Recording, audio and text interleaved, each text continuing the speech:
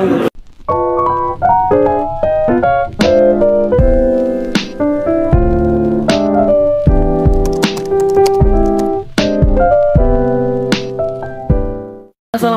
warahmatullahi wabarakatuh. Salam hangat semuanya. Semoga kita semua selalu diberikan kemudahan, kebahagiaan, dan kesehatan.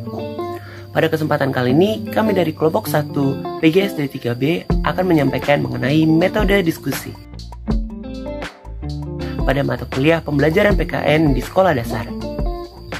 Adapun kelompok kami terdiri atas 4 orang. Yang pertama, ada saya sendiri, Adi Surya dengan NIM 2102554. Yang kedua ada Firda Fajriati dengan NIM 2106136. Yang ketiga ada Rifa Aini Mulyana dengan NIM 2104744. Dan yang keempat ada Syabila Azhara dengan NIM 2104910. Baiklah, marilah kita masuk ke dalam pembahasan. Pertama-tama kita harus mengerti apa itu pengertian dari metode diskusi.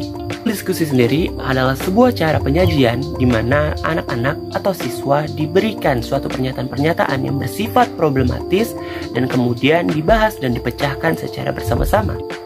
Baik, untuk pemaparan selanjutnya akan dilanjutkan oleh Syabila Azhara. Kepada Syabila dipersilakan.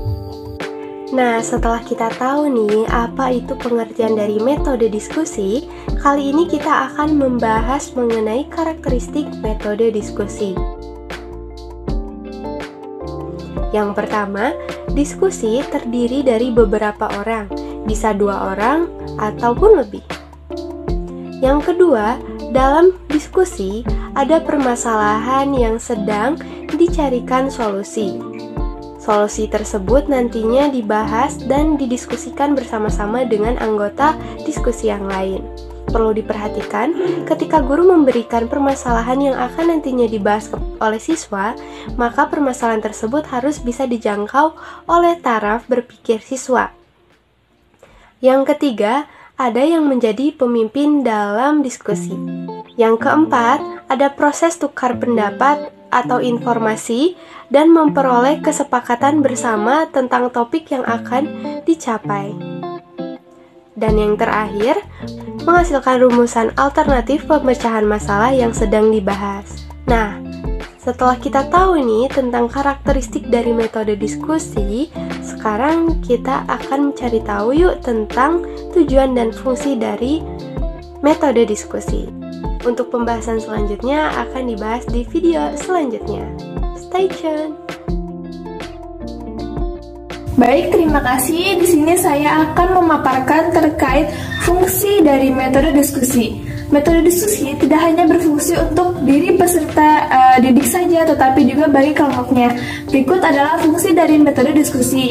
Yang pertama adalah melatih kemampuan berpikir peserta didik sehingga pemahamannya akan menjadi luas dan tidak terbatas. Yang kedua, menambahkan sikap demokrasi karena peserta didik akan terbiasa dalam mengemukakan pendapatnya ketika berdiskusi. Ketiga, membiasakan diri peserta didik untuk bersikap saling menghargai pendapat atau argumen yang muncul ketika berdiskusi. Keempat, menambah ilmu pengetahuan serta pengalaman karena bertambahnya wawasan yang didapat dari hasil pemikiran satu sama lainnya.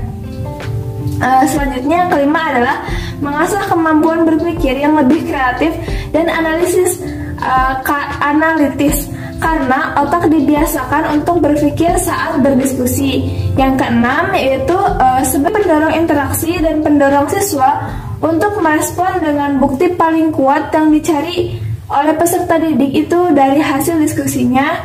Yang ketujuh yaitu membiasakan peserta didik untuk menghargai perbedaan pendapat serta mendapat dukungan dan sanggahan atas pendapatnya.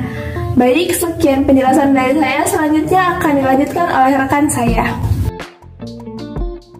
Selanjutnya adalah tujuan dari metode diskusi. Menurut Siddhartha pada tahun 2015, tujuan dari metode diskusi ialah untuk memotivasi atau memberikan stimulus kepada peserta didik agar dapat berpikir kritis, dapat mengeluarkan pendapatnya, serta menyumbangkan pikiran-pikirannya dan mengambil suatu jawaban aktual atau satu rangkaian jawaban yang didasarkan atas pertimbangan yang dilakukan dengan cara seksama. Berdiskusi bukanlah hanya sekedar keterampilan berbicara saja atau mengobrol semata. Diskusi ini merupakan kegiatan berbicara yang dilakukan secara bersama dengan tujuan yang pertama untuk sebagai wadah dalam menyelesaikan suatu permasalahan, sehingga dengan adanya diskusi ini masalah yang dihadapi seberat apapun akan terpecahkan. Yang kedua, sebagai wadah yang tepat dalam mencari sumber ilmu pengetahuan dari hasil diskusi tersebut. Yang ketiga, supaya peserta didik bisa dilatih dalam beretika saat berdiskusi berlangsung. Yang keempat, sebagai faktor pendukung dalam meningkatkan suatu tradisi yang intelektual. Dan yang terakhir, sebagai wadah dalam mengambil keputusan dan kesimpulan. Sekian dari saya. Selanjutnya akan saya kembalikan kepada moderator. Baik, terima kasih untuk semuanya. Semoga pengetahuan yang baru saja kami sampaikan dapat menjadi manfaat untuk kedepannya. Kurang lebihnya mohon maaf dan kami ucapkan terima kasih. Wassalamualaikum warahmatullahi wabarakatuh.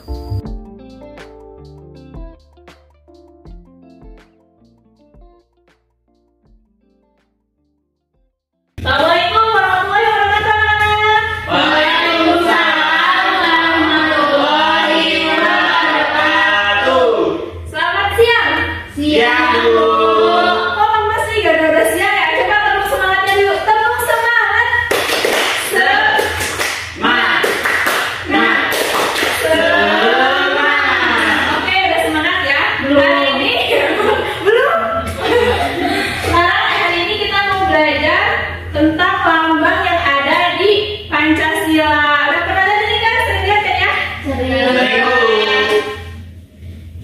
Jadi di sila pertama itu ketuhanan yang Maha Esa dilambangkan dengan lambang bintang, yang artinya cahaya. Jadi apa ya? Cahaya itu kerohanian dari Tuhan gitu.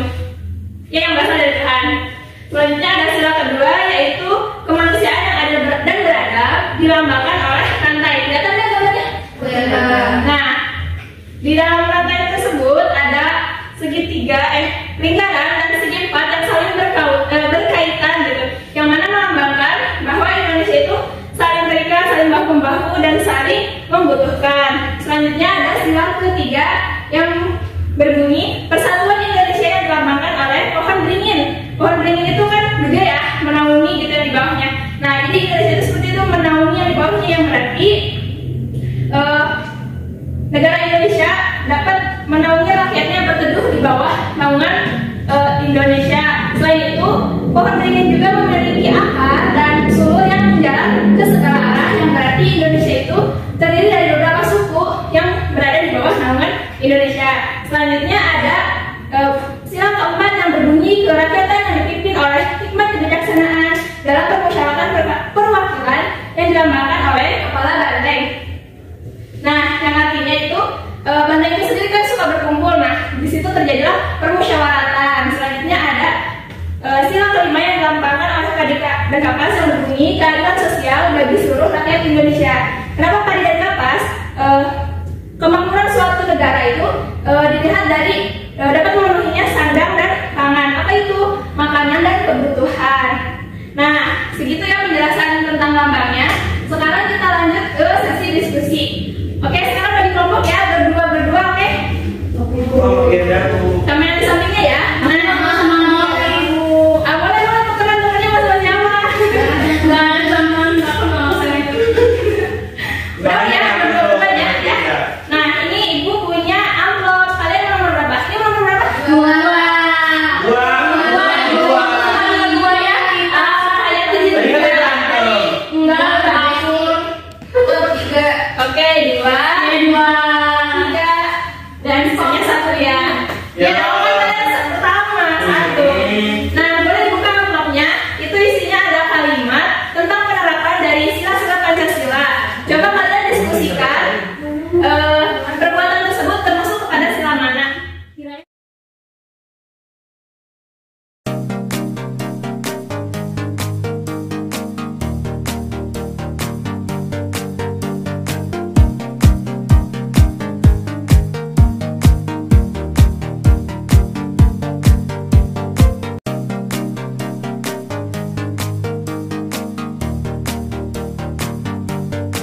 Oke, udah ya, ini udah dapat hasil diskusi masing-masing.